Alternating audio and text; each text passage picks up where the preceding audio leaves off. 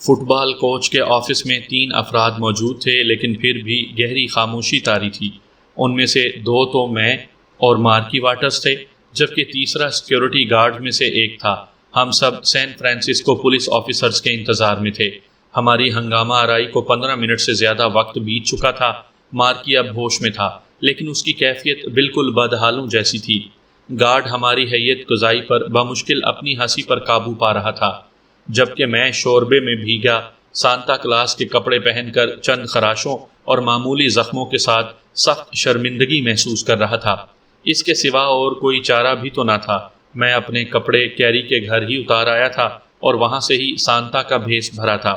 میرے اور مارکی کے درمیان موجود میز پر ایک ہیرے اور موتیوں سے مزین بروچ، نایاب پلاٹینم سگریٹ کیس اور سونے کی ٹائی پن کے ساتھ ساتھ $50 کے 3 کڑک نوٹ بھی دھرے تھے۔ یہ سب چیزیں مارکی نے بڑے سلیقے سے اپنی جیکٹ کی اندرونی جیب میں چھپا رکھی تھیں، جنہیں میں نے گارڈ کی مدد سے باہر نکال لیا تھا۔ میں نے دلچسپی سے بروچ کو ہاتھ لگایا۔ صحیح چور پکڑا ہے، یہ اکیلا بروچ ہی کئی $1000 کا ہوگا۔ گارڈ بھی اپنے اشتیاق پر قابو نہ پا سکا تو بولا۔ میں نے کوئی جواب نہ دیا۔ مارکی نے بھی چپ سادھنے میں عافیت جانی اور خاموش رہا۔ میرے اور مارکی کے کھیل تماشے سے کچھ دیر قبل ٹائی پن اور 3 50 کے نوٹ کے مالک نے ان کے غائب ہونے کی شکایت سیکیورٹی گارڈز کو درج کروائی تھی۔ بروچ اور سگریٹ کیس مالکان کی جانب سے ابھی تک گمشدگی کی کوئی اطلاع نہیں تھی۔ یہی بات ثابت کرتی تھی کہ مارکی کتنا ماہر جیب کترا تھا۔ بہرحال امید تھی کہ اب کی بار وہ ایک بار پھر لمبے عرصے کے لیے جیل جائے گا۔ وہ اپنی ٹھوڑی کو سینے سے لگائے کھڑا تھا۔ اس نے سر اٹھا کر میری جانب دیکھا۔ میرا بیٹا، وہ آہستگی سے مخاطب ہوا، جیسے ابھی یہ بات یاد آئی ہو۔ وہ بھاگ گیا؟ نہیں، ایک گارڈ نے اسے بھی پکڑ لیا تھا۔ صحیح، اب وہ کہاں ہے؟ ہمارے آس پاس ہی ہے، تمہیں اس کے بارے میں پریشان ہونے کی ضرورت نہیں، میں نے درستگی سے کہا۔ مجھے اسے ساتھ نہیں لانا چاہیے تھا، وہ ایک گہری سانس خارج کرتے ہوئے بولا۔ پھر کیوں لائے تھے؟ کرسمس کا موقع تھا اور یہ تقریب بچوں کے لیے ہی منعقد کی گئی تھی۔ رونی اور میں زیادہ گھومتے پھرتے نہیں ہیں، خاص طور پر جب سے اس کی ماں اپنے آشنا کے ساتھ فرار ہوئی ہے۔ آخری الفاظ کہتے کہتے اس کی آواز نہایت مدھم ہو گئی۔ ہاں، میں نے کہا، اور تم نے سوچا ہوگا کہ بچے کو ساتھ لا کر اپنی چوریوں پر پردہ ڈالنے کا موقع آسانی سے مل جائے گا۔ اس نے کندھے اچکائے۔ مجھے قطعاً امید نہیں تھی کہ تم جیسے کسی بندے سے سامنا ہو جائے گا۔ ویسے بھی ایک نجی سراغ رساں کا کیا کام کہ وہ سانتا کلاس کا بھیس بنا کر بچوں کا دل بہلاتا پھرے؟ میں یہ سوال اب تک سینکڑوں بار خود سے کر چکا ہوں، میں نے منہ بنایا۔ اب ایسی کسی بات کی میں توقع کر بھی کیسے سکتا تھا؟ رونی میرے پاس منہ بسورتا آیا کہ سانتا نے اسے تکیہ حلق میں گھسیڑنے کی دھمکی دی ہے۔ اب بتاؤ میں کیا کرتا؟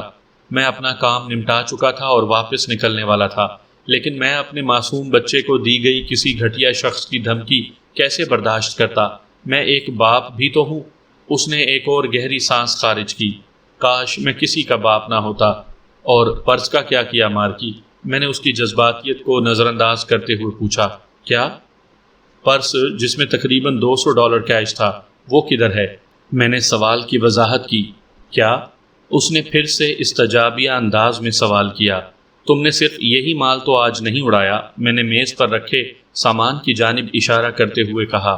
تم نے مسز سائمن کے پرس پر بھی تو ہاتھ صاف کیا، جو تمہارے پاس سے برآمد نہیں ہوا، اور نہ ہی اس میں موجود $200۔ پھر تم نے ان کے ساتھ کیا کیا؟ میں نے کوئی پرس چوری نہیں کیا، وہ بولا۔ خیر، کم از کم آج کے دن تو بالکل نہیں۔ مارکی میرے انداز میں واضح تنبیہ تھی۔ میں قسم کھاتا ہوں باقی سارا سامان بلا شبہ میں نے ہی اڑایا ہے، لیکن یہ بات 100% سچ ہے کہ میں نے آج کی تاریخ میں کوئی پرس چوری نہیں کیا۔ وہ تیزی سے بولا۔ میں نے تیز نظروں سے اسے گھورا، لیکن وہ ٹس سے مس نہ ہوا۔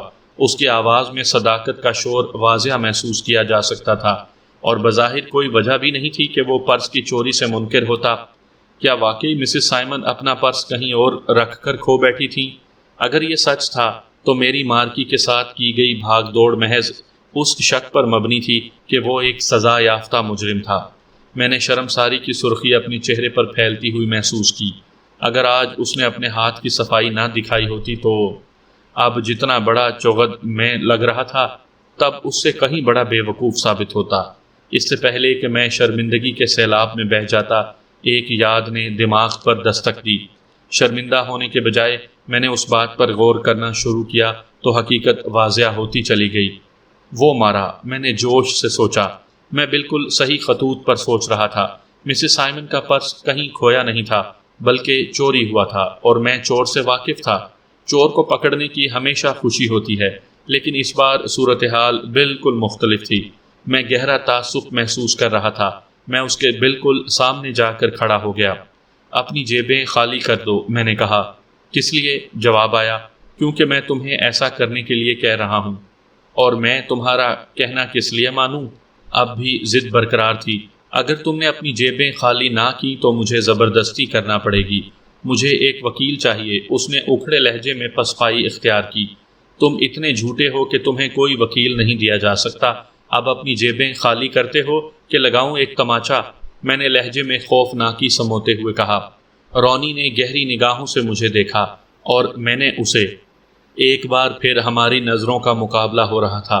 اگر تم نے مجھے مارا تو یہ پولیس کا تشدد ہوگا اور تمہیں اس کی سزا ملے گی۔ اس نے اپنی عمر سے بڑی بات کی۔ 9 سال کا ہو کر وہ 40 سال کا بننے کی کوشش کر رہا تھا۔ ایک بات دھیان سے سن لو، میں نے غراتے ہوئے کہا۔ میں پولیس والا نہیں ہوں۔ یہ آخری موقع ہے بچے، اپنی جیبیں خالی کر دو ورنہ اس نے مایوسی سے کہا، مگر اپنی جیبیں خالی کر دیں۔ اس کے پاس مسز سائمن کا پرس موجود نہیں تھا، البتہ $200 کے نوٹ ضرور تھے، بلکہ $204 تھے۔ مجھے تمہارے بیکار کھلونے نہیں چاہیے۔ میں اپنے لیے کھلونے خود خرید سکتا ہوں۔ اس کی کہی ہوئی بات ابھی تک میرے کانوں میں گونج رہی تھی۔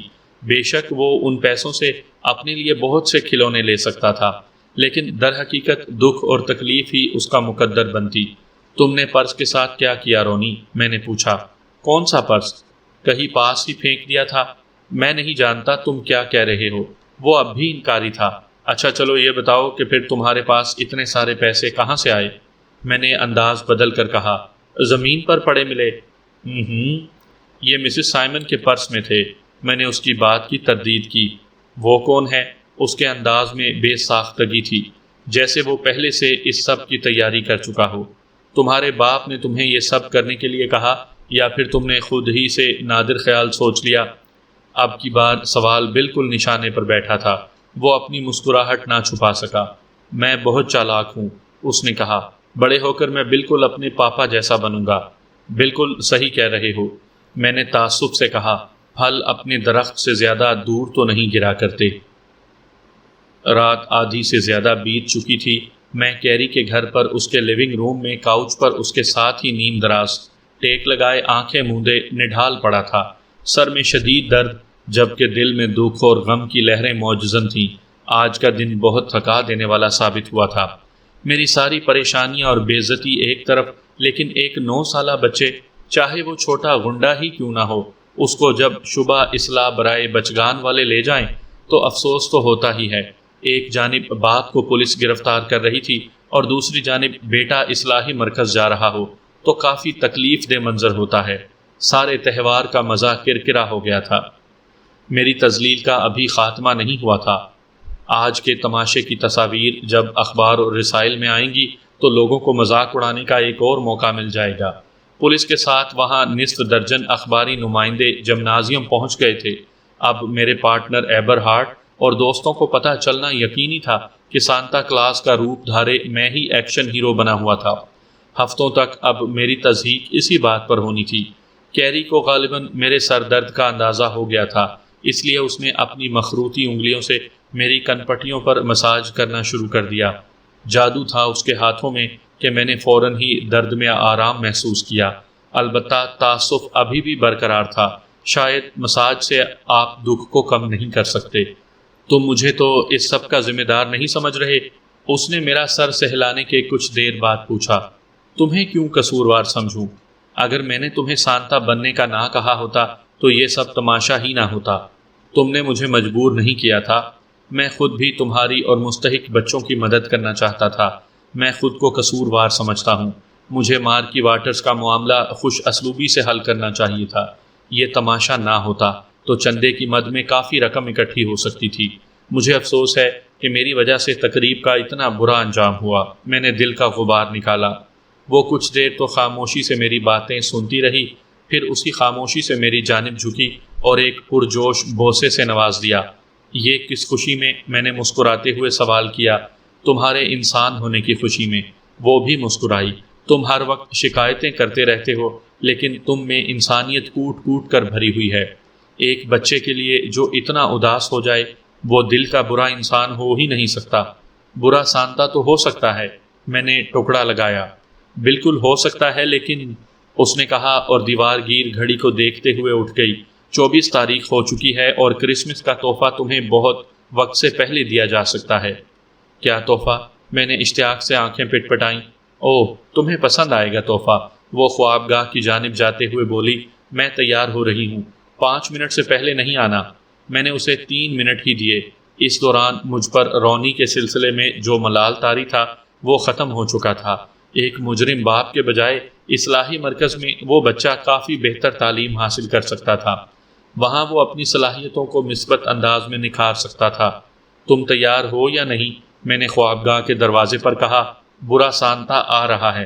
ایک خراب سانتا بننے میں آخر حرج ہی کیا تھا، جبکہ میں جانتا تھا کہ سراغ رساں تو میں بہت ہی اچھا ہوں۔